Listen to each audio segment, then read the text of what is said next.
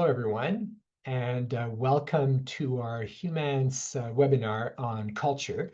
Um, Depending on where you are listening to this webinar from, good morning or good afternoon.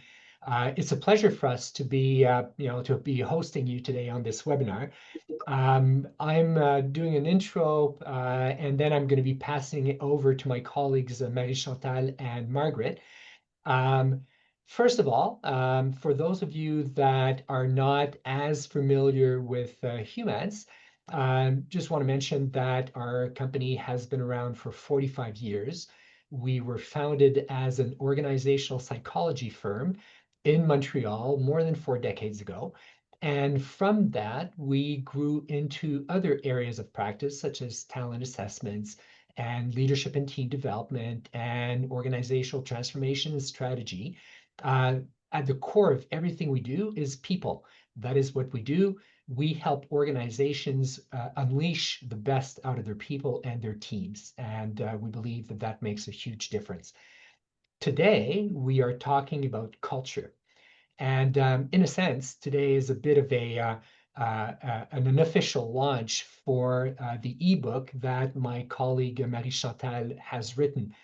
And as I was mentioning colleagues before this call, I reread the book last night, and it is fabulous. And it contains so many interesting insights and research and things that I think you will find extremely interesting. And today you get to hear about these things directly from Marie-Chantal that Margaret will be interviewing for you. Now, culture is not the warm and fuzzies. It's not the fluffy stuff, because all of us, experience culture through the organizations that we're with, where we work in. We often think that we understand culture, but it's much more complicated and complex than what we perceive on the surface. So today is going to be a bit of a deep dive. At Humans, we're students of culture. We don't know everything about culture, but we have learned a lot and we keep learning.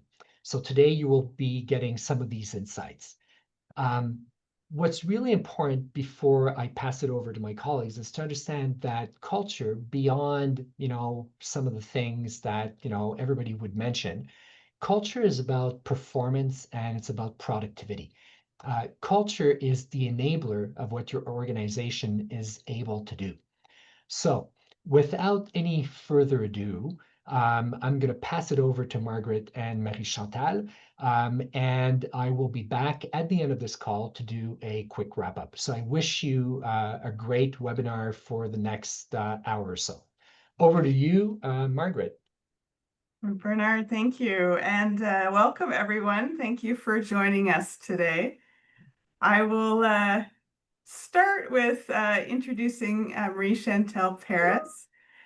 She is the National Leader of Culture and Inclusion here at Humans.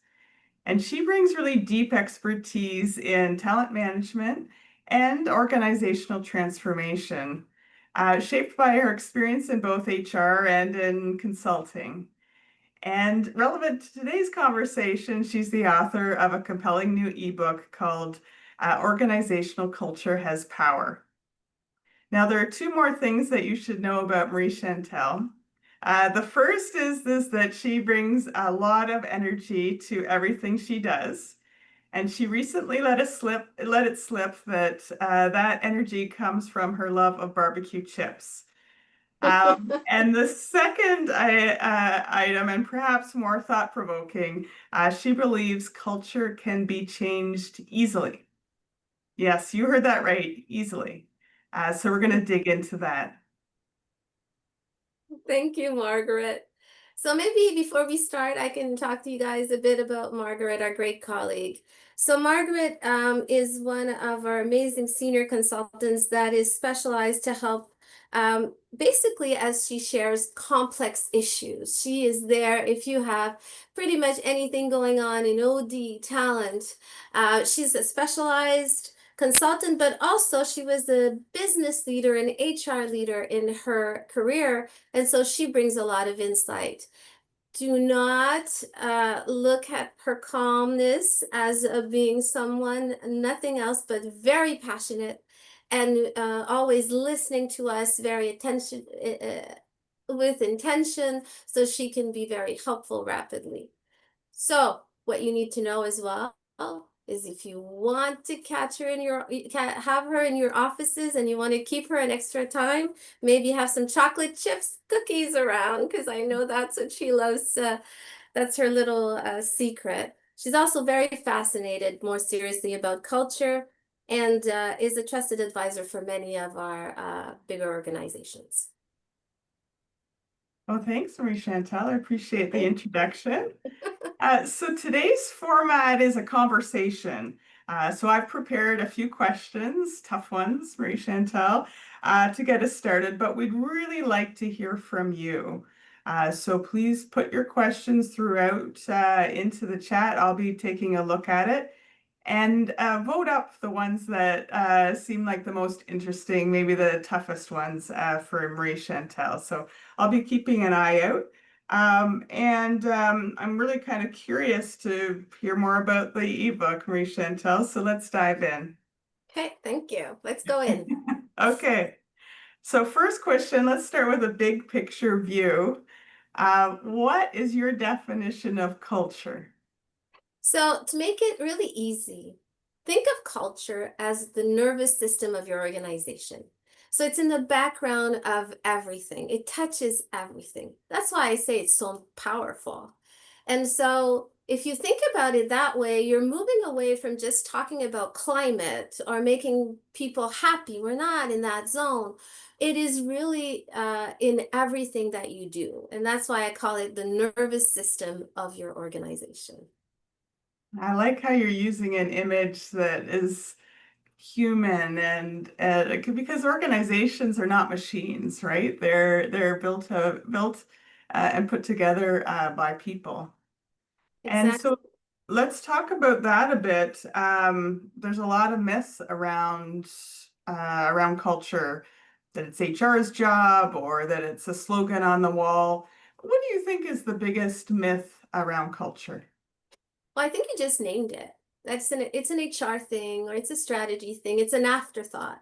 For me, the catalysts of culture are the executive team.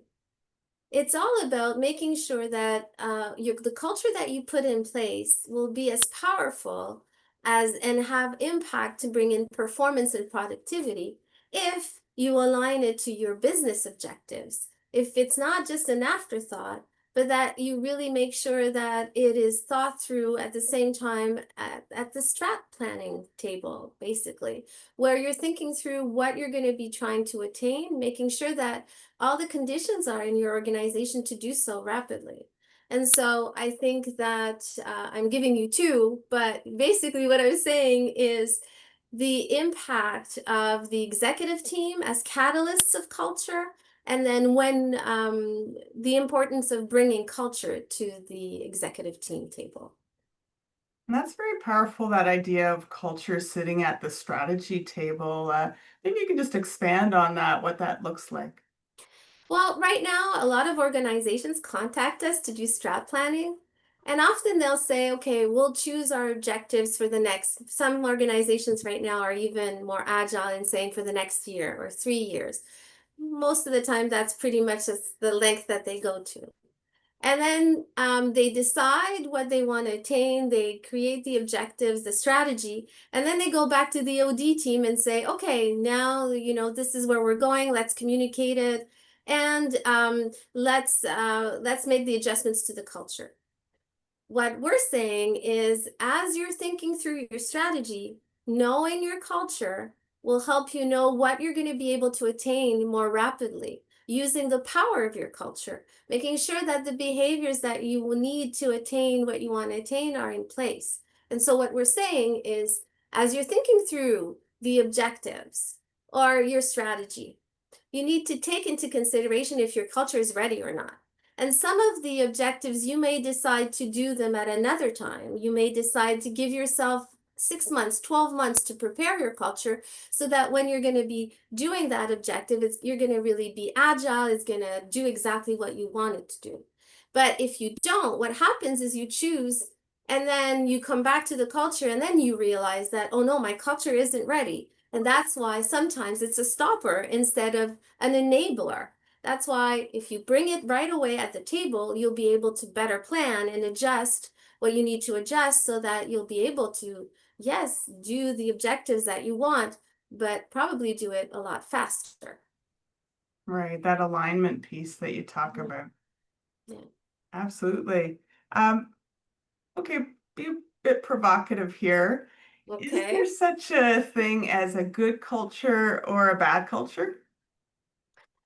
Okay, I have a background in cultural anthropology. And one of the first things that you learned, well, anyway, when I studied it in the 90s, one of the first things I learned about is that there's always different views of a culture. And so I do not believe that there are good or bad cultures, but depending on the culture that you have in place, there are things that result from it.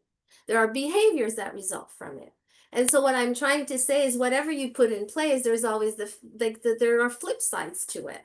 And there are as many cultures as there are organizations.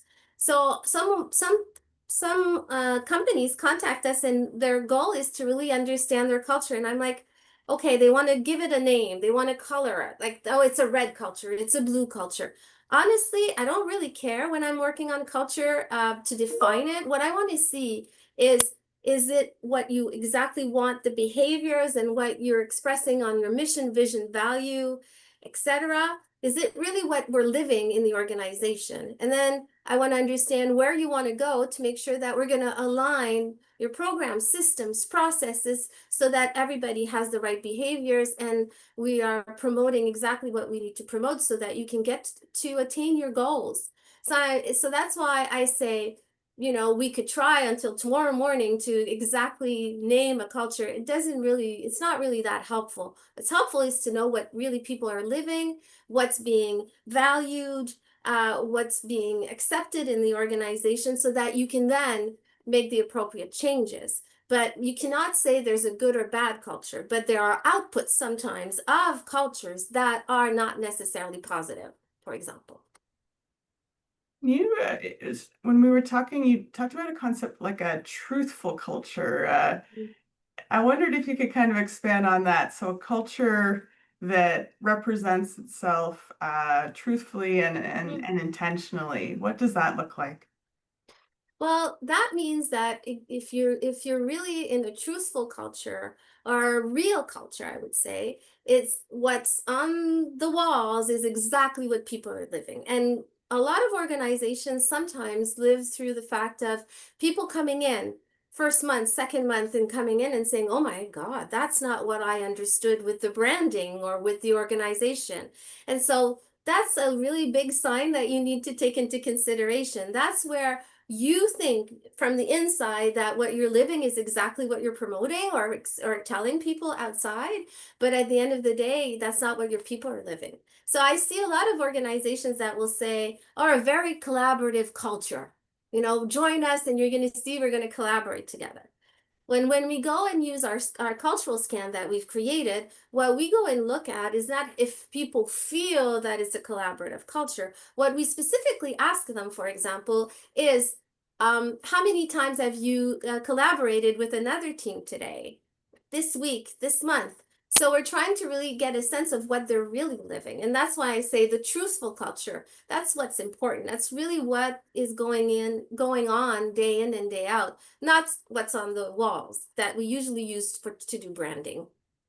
Right. And I imagine new employees can really see that with fresh eyes, right? The behaviors and how well they fit with the Mhm. espoused values.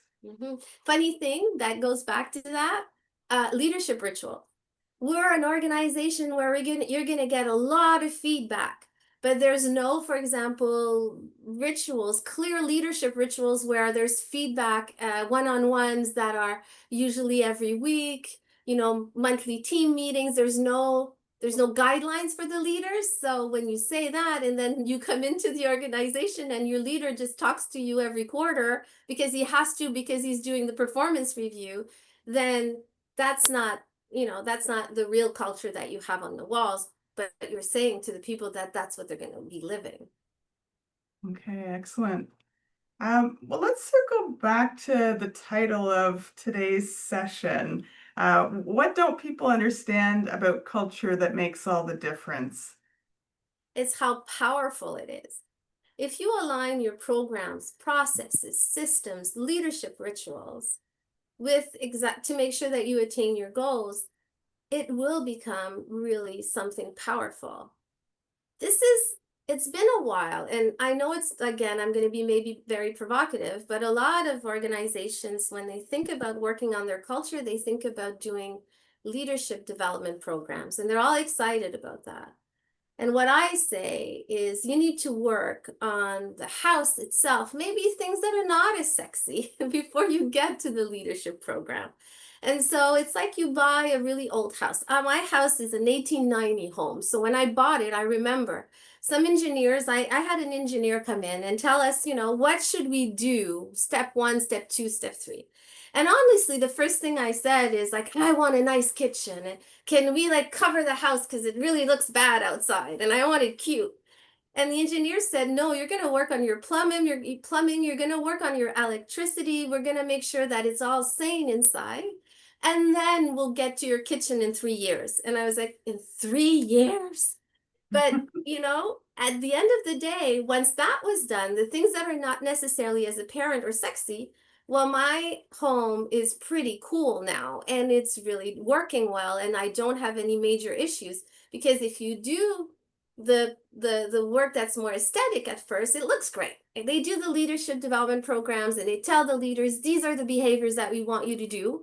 And then 3 months later, even though everybody seemed excited and on board, nothing changes. Nothing changes because you haven't done the hard work of the plumbing and the electricity. Looks really good outside, but inside, you're not working on your policies, your programs, your systems, what's accepted, what's not accepted in your organization, and the alignment that you want to put in place. Okay, and while we're on that alignment, let's take a question from the audience. Mm-hmm. Can you give a practical example of aligning culture to objectives at a strat planning session? So back to bringing culture to the strat planning table. Can you give us an example of that? Well, let's talk about creativity and innovation. Some organizations have been more stagnant. In Canada, we know, we've heard about it, maybe a little bit less into the innovation side and creativity. So for example, in a strat planning, it's decided that we're going to be trying to launch 2 new products or 2 new ways of doing things. Well, then we need to look at the culture. So for example, if we have a culture that doesn't manage any friction, tensions, this is something we're going to need to put in place right away. So it's part of the plan to make sure we're going to get to more innovation is to be able to live with the fact that people will need to do different problem solving. They'll need to be able to disagree, and it's okay to disagree. So if we're in a culture that's more on the consensus side, we're going to have to get to bring in different ways of doing things, maybe being able to come to a fact that, no, we might not have consensus, but we're going to try things differently. And so that's where I'm saying that when you're thinking about your strategy, then you need to look at your culture to see what you're going to need to do to use all of its power. If you wait after, that's why a lot of transformations and Harvard Business Review and other articles have been coming out saying similar things as we have, Margaret, about the fact that it can be a showstopper, your culture, and it will take everything longer, or it can really help you activate and go more rapidly if you are purposeful on what you're going to be coloring and bringing into your culture.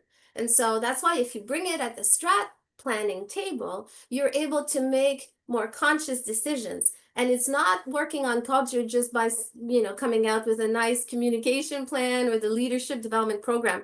And we need those, but you need to make sure that the rest of your house is ready.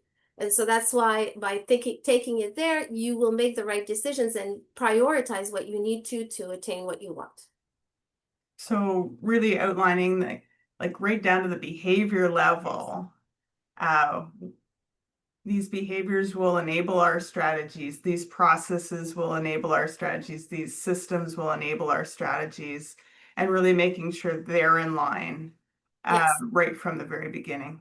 And we could even I go even further to really analyzing the leadership rituals. We often think that this is a level of autonomy that we need to leave to our leaders. Yes, there's autonomy, but there is a way of bringing in more innovation and creativity with the rituals as well, as we're giving you that example. So if a leader does not give space for conversation in the team meetings, for example, or doesn't create that zone of, maybe we have a one monthly team meeting where we discuss more general stuff, but we could have innovation hubs and think tanks in our team where, okay, these are moments where, hierarchy doesn't exist. We are here to discuss a problem or to innovate.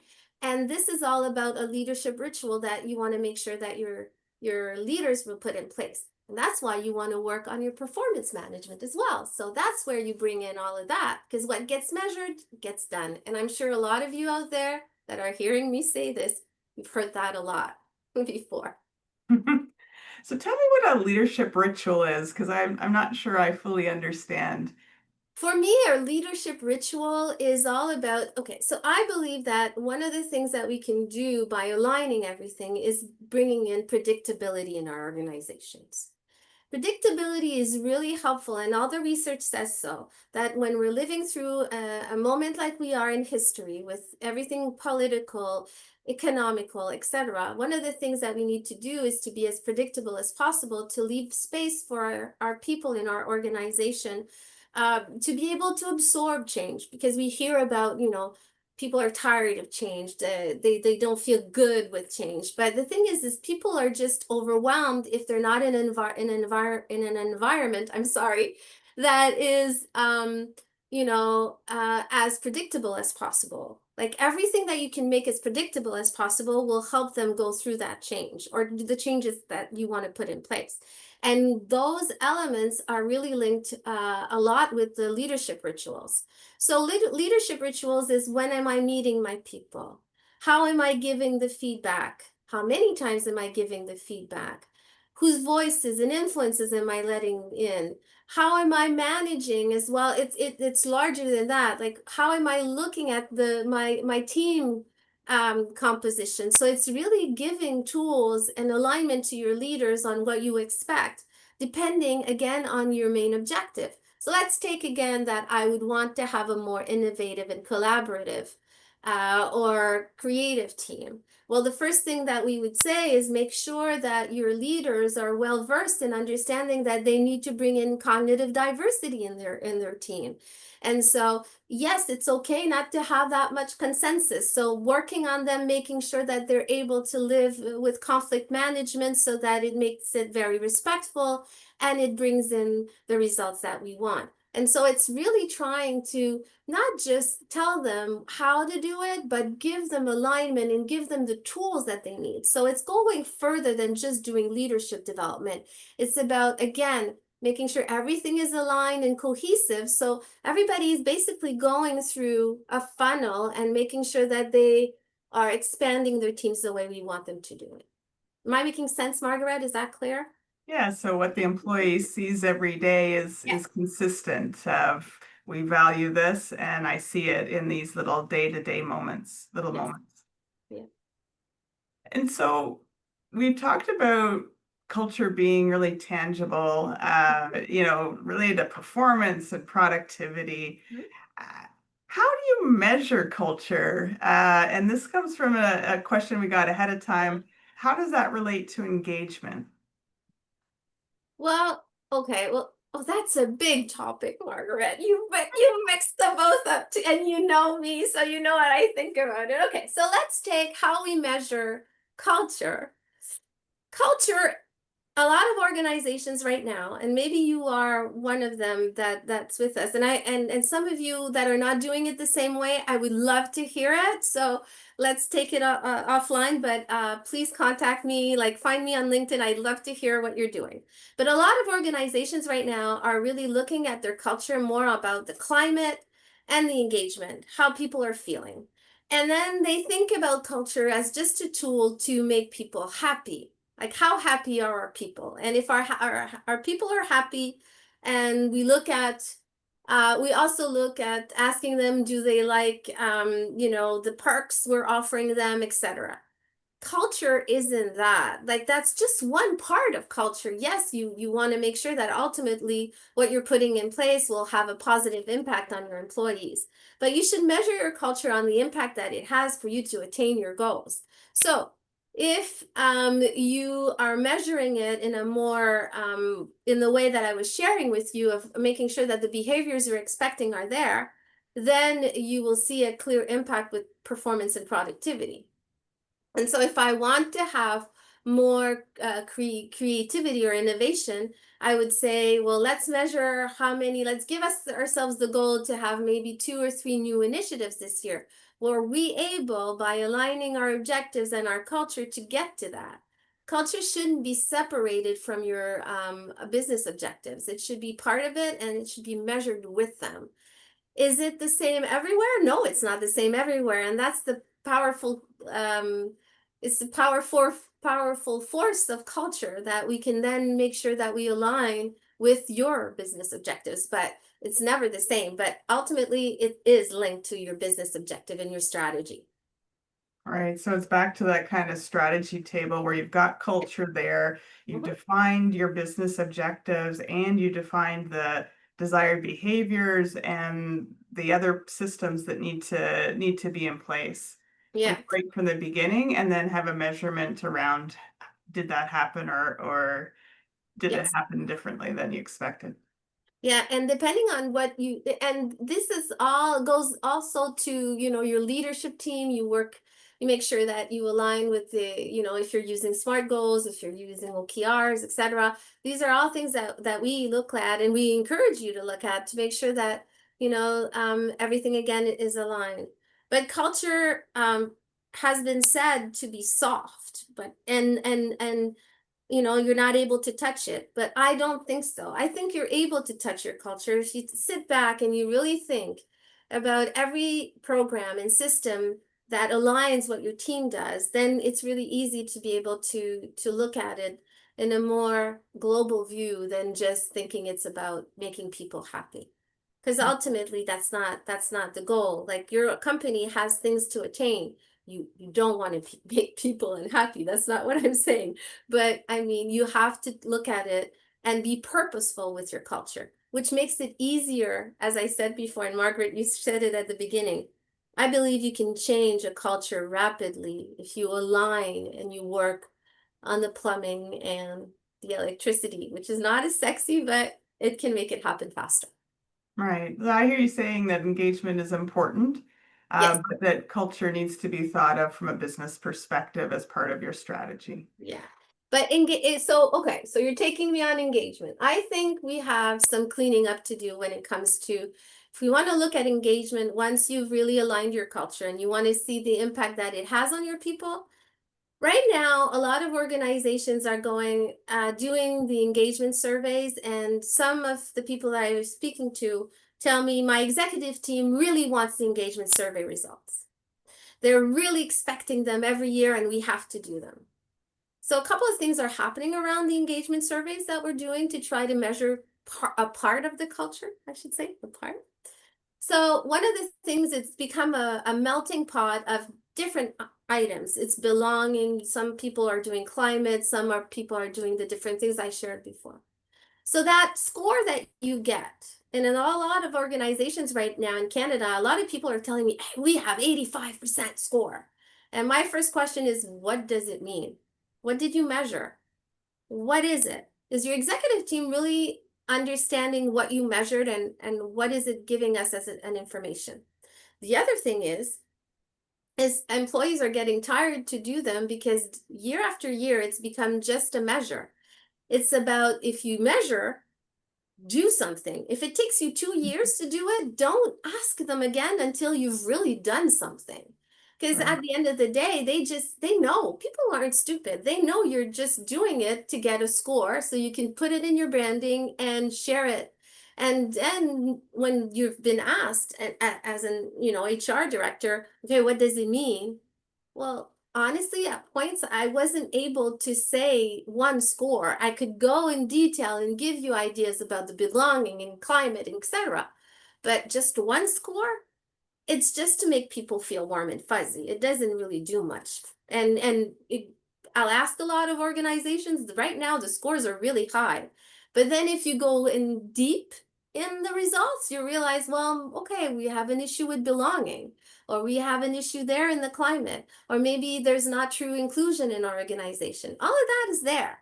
So I would say be wary of your engagement survey and ask yourself, what are you measuring and what are you clapping about? And that's the age-old question: a survey will be used for change, right? Action will be taken. Yeah. I'd like to step back to the ebook for a moment, Marie-Chantal, and just you have 4 strategic drivers, and if you could just take us through what those strategic drivers are, a little bit about those, I think that would help to set us up for some more questions, and I'll keep an eye on the chat as well to pull questions in from the audience. Perfect. So we really have 4 main drivers. We have sub drivers that we look at, but basically we look at performance. It's really what propels execution to bring in productivity and competitiveness. It's all about clarity, execution, and the results. Like, how do we align our culture with that? And then we have alignment. It's all about the behaviors we were talking about, the leadership rituals, the systems, the programs, etc. Then we look at resilience. How do people treat each other in your team? How is the collective thought? How is the adaptability? How are we living to regulate tensions internally? Like, how are we managing? Are we more in consensus? How are we adapting collectively without losing our direction?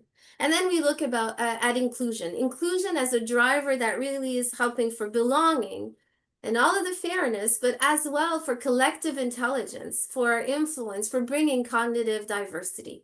So it's all about looking at your culture in a way to seeing as you can see, most probably, as to see to bring it to be as impactful as possible for you to attain your goals. Right. So back to kind of that intentional culture. Intentional. So performance, which is kind of the output of the system, and when there are gaps in performance, being able to troubleshoot as to what might be leading to your outcomes. Alignment, which is what we talked about around walking the talk and systems and processes aligning with your strategic direction. Then resilience, I like that one. It reminds me of kind of that learning organization. You know, what are we learning? How are we learning from each other? How are we looking back and to go forward? That type of thing. And then the final, that inclusion piece around, as you said, that kind of diversity of thought and healthy conflict that can get to those, really that safe environment that can get to those, wonderful, innovative ideas that can there's the kind of collective intelligence that we're looking for in our business results. And it's interesting because you can read a lot of books that are out there on culture right now, and they kind of try to give you, this is the perfect culture. And to your point that we had discussed at the beginning, I don't think there's a perfect culture out there, but there's a perfect culture for your organization. That's really the little difference that I would say. And it's always different for each organization. Excellent. Okay, so with that kind of foundation, then I want to kind of harken back to something you hear in mainstream media a lot of kind of culture eats strategy for breakfast. And wondered if, so we've already said that culture should be at the strat table, but I'm kind of interested in your thought as to whether you agree with that, and maybe give us a tip on how we can make that happen if you agree. Well, I see it a bit differently.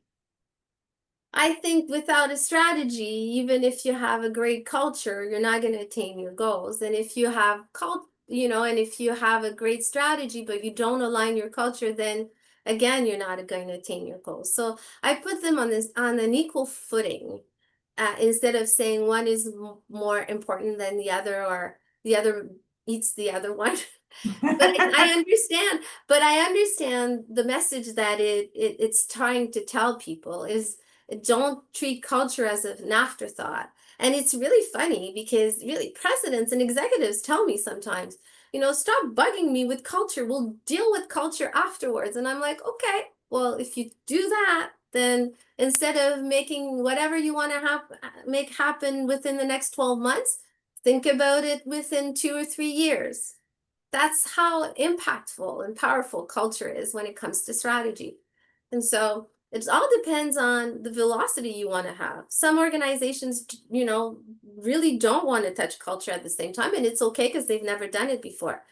But at this point, and in our history right now, I think it's not just an afterthought. We need to really be mindful of culture and put it at the same level as strategy. I think so much of culture lives beneath the surface Mhm. that it's kind of hard to see. So what kind of questions should leaders ask themselves to, I guess, be more aware of maybe some of the inconsistencies in the culture? Well, it starts from the executive team.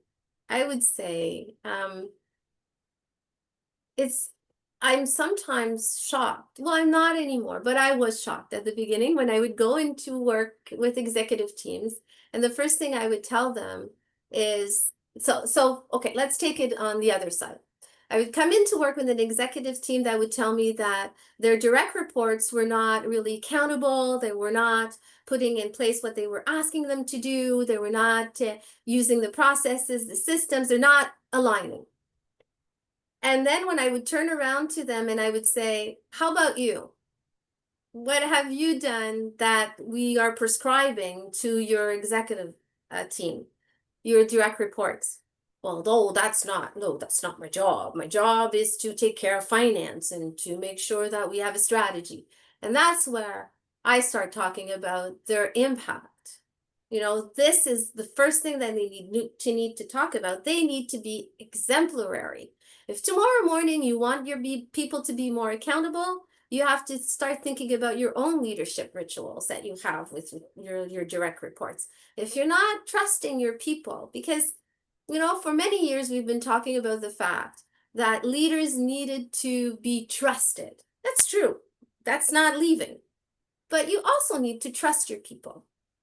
If you trust your people, that's one thing you can do tomorrow morning. If you start really looking at, am I trusting my team? Is my team really, feeling that I trust them, that they're going to take the right decisions and I'm going to leave them space to do so? Then you're changing and bringing in accountability, for example. And so I'm just sharing this with you to make you sure that, my point is, if the executive team is not exemplary and being really the catalysts of the culture, then everything falls apart. People will go through the programs, processes, and systems that will help you align. But at the end of the day, everybody looks at those rock stars. They're the rock stars of the organization. And so I don't know if I'm answering your question because I got lost in it a bit, but That's all good. I'm just sharing that at the beginning of it all is they need to be convinced on the culture that they want, and then they need to live it fully if they want everyone to get on board and do it. It can't just be, prescribing it and then, okay, well, it's for them, but it's not for us. And it is so important, so impactful in an organization when they really realize it. But at first, they're often mad at me when I tell them, honestly. Well, I guess my perspective is slightly different. I think leaders know they need to walk the talk. I think they want to walk the talk. Um, I think it's just because it's unconscious sometimes, these little Mhm. inconsistencies, the things people see. Yeah. And that kind of gets me to something you talked about around culture being around the feedback loops. Can you kind of unpack that a little bit? around what feedback loops means and how it relates to kind of that walking the talk? Well, it's basically about what you value in the organization, what you really value. And when a leader, gives feedback, positive feedback that's aligned with where we want to go, then the feedback loop is very effective. But when, like you say, unconsciously, what's valued in the team is not necessarily what is on the papers or what we're asking them to do, then the feedback loop breaks. And people will do the behaviors that they feel are expected from them, not necessarily the ones that we've aligned or put in our programs and processes. And so that's why the feedback loops are so important in the leadership rituals I was talking about. And so it's really important, again, to be very intentional and conscious of, say we have an organization that is hyper inclusive, but it's always the same people that get to give feedback to the leader and talk during the team meetings.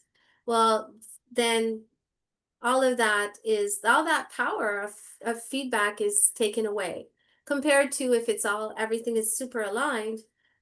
People know what to expect, and then everybody just goes in the same direction. Mhm. We have a number of change management professionals in our audience today, Marie-Chantal. This is a question that we got. Is it better to lead cultural change from the top down or for more of a grassroots perspective? I think that it is important for the executive team, the leadership team, to do a top-down approach when it comes to aligning it rapidly.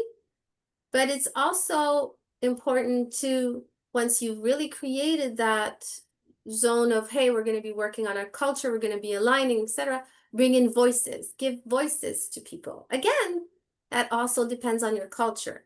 But the top-down effect we know has a bigger impact rapidly than trying to do it grassroots. But bringing in voices, doing town halls, once you've decided where you're going, to make sure that you keep your destination. But as our change management professionals will surely say, you know where you're going, you know where you're starting, you know where you're going, and how you're going to get there. There still needs to be some flexibility so that people can, make sure that they will buy in and feel comfortable with it. But at the end of the day, if you do a major alignment, cultural alignment, there are people that are going to decide that this culture is for them, and other people will decide that it's not. But it needs to be thoughtful, consciously, this is where we're going, this is the goal, etc. And make sure that you communicate it once it's organized and your house is clean and ready to go. Okay, so this is one of those questions that I'm just going to throw in for you, Marie-Chantal. Okay, I'm But scared now. yeah, but it's I guess around a real world example of this. So in your past, as you've helped with a culture shift, take us through a practical example of this, of kind of from the beginning where we talked about strategy, culture being at the strategy table, kind of through to that, communication top-down approach that you talked about. What are the steps of a cultural transformation? Well, ideally, we need to really exactly know what are the business goals, as I've shared before. So once we know what our business goals are, what we need to know is what our true culture is making our people live. So we need to assess what's going on to make sure that then we will make the adjustments that are necessary.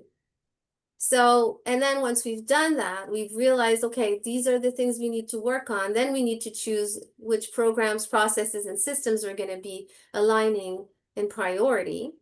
Once we've done that and we know where we're going, then that's when we're going to communicate that, we're going to be making a shift, making sure we align our leaders. And then at the end, if you want to do a leadership development program or something that will help, then that's the right spot to do it. And then you measure. That's the most important part of it. You measure to see, am I having the impact that I think I need to have? And if so, great. If not, don't stay stuck in a corner, continuing continuing to foster a behavior that's not having the impact that you want.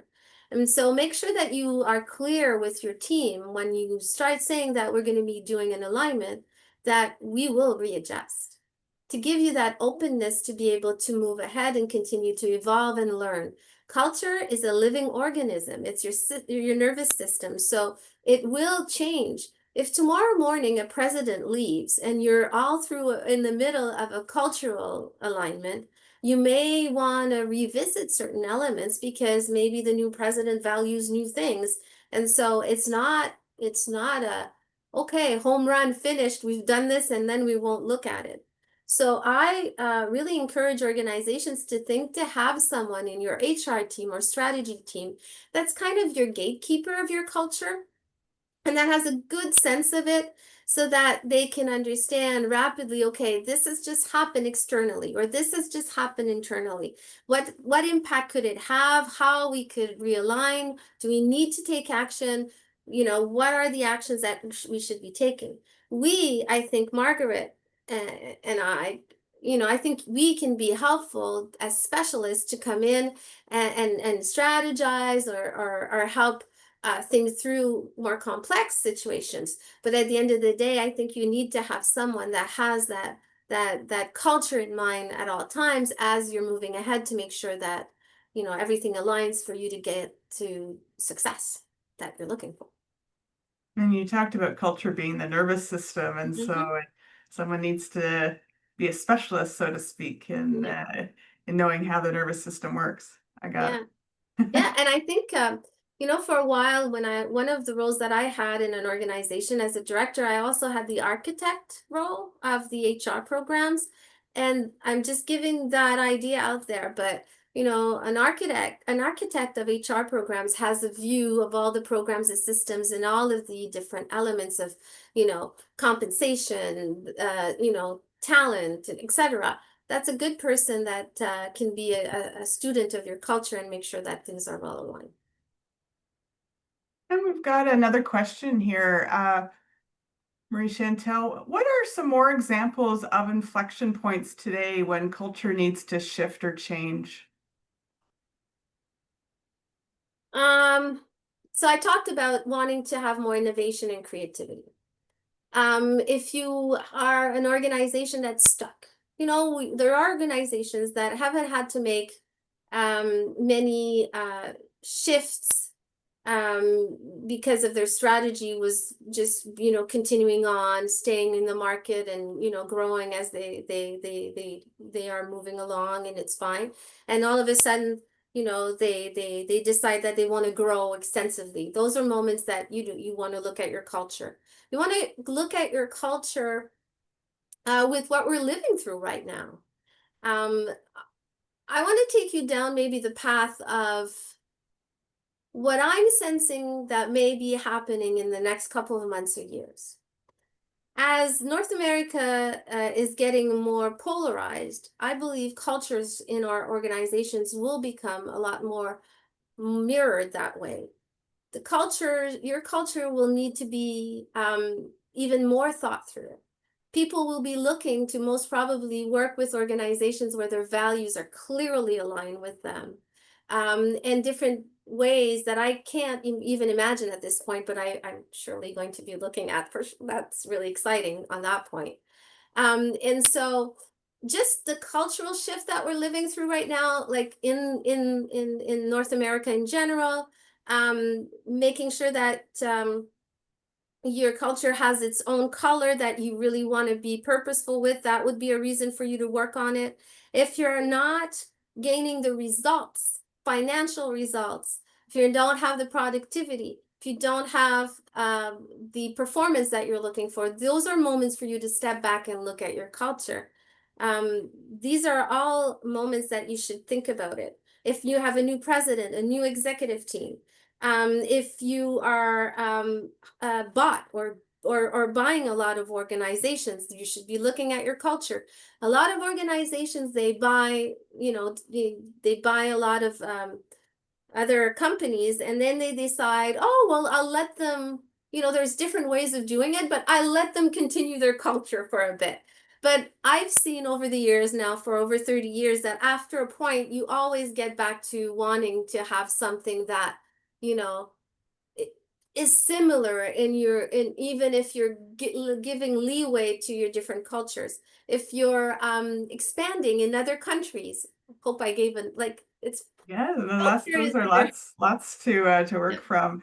I've seen too, like, kind of from a startup when you've got the founder through to the growth stage to the more maturity phase where maybe you're getting into reinvention, so that where you are on that kind of organizational cycle as well comes up.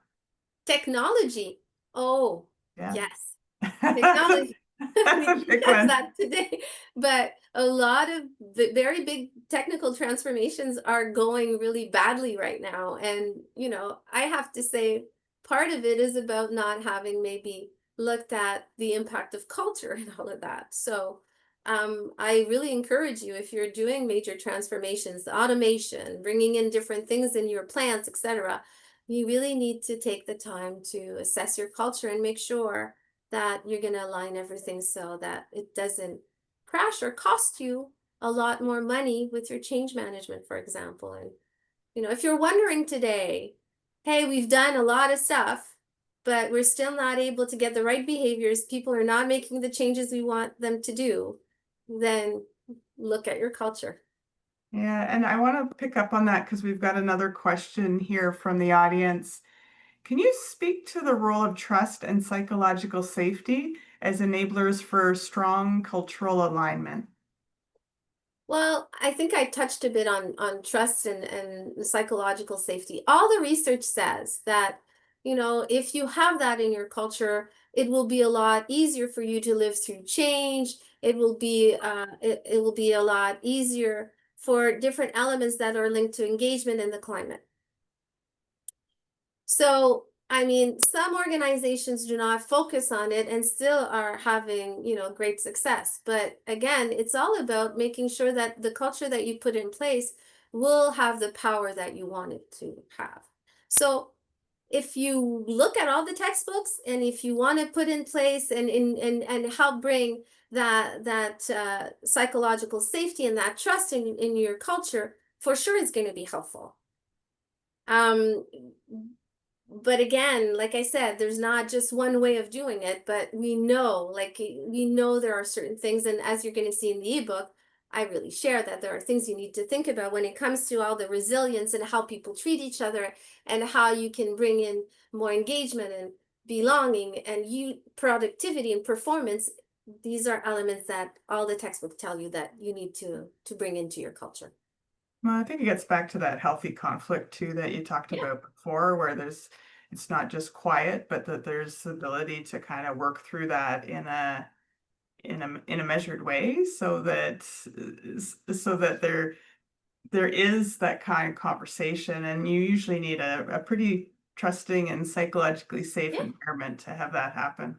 And if you work on your leadership rituals, and to your point, now we like consensus in Canada. Like a lot of organizations love consensus. And having friction and having conflict is not bad. It doesn't mean you have a bad culture. It's all about how you manage it. And that's where you bring in the trust and psychological safety. If you manage poorly conflict, for sure it's not going to be helpful in your organization. But if you manage it as seeing as bringing in more problem solving, having different views, making sure that you're looking at under all the rocks, and you make sure that everything's done very respectful and people are all treated with dignity, then it becomes a force. But Nice. often what I'm seeing, it comes as well in organizations where there's the risk factor. People, if I will trust to speak up if there's psychological safety. We know that. I will trust to try things if there's psychological safety again, that I can try things and we can make mistakes and we can fail and we can learn. So these are all things that go together, and that all depends on, again, the goal of the organization of what they want to include to be able to attain their goals, but the objectives. But at the end of the day, depending on what we want to attain, then we want to make sure to prioritize to work If you wanted more innovation or creativity, for sure you want that trust and psychological safety. But maybe if you want to bring in more consensus in your organization because you're not being super aggressive on the market, well, maybe then we'll work on it differently. That's why I'm saying there's no bad or good culture, but there's an output sometimes that could be negative on certain elements. I'm not saying it doesn't happen. So I want to bring this home, Marie-Chantal. We've got 1 minute, so this is the rapid fire question. What is one practical, concrete action that leaders can take to start shaping their culture deliberately?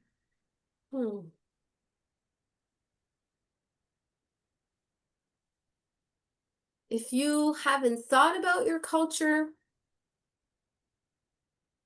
and you're all of a sudden today thinking, hey, I'm going to do something,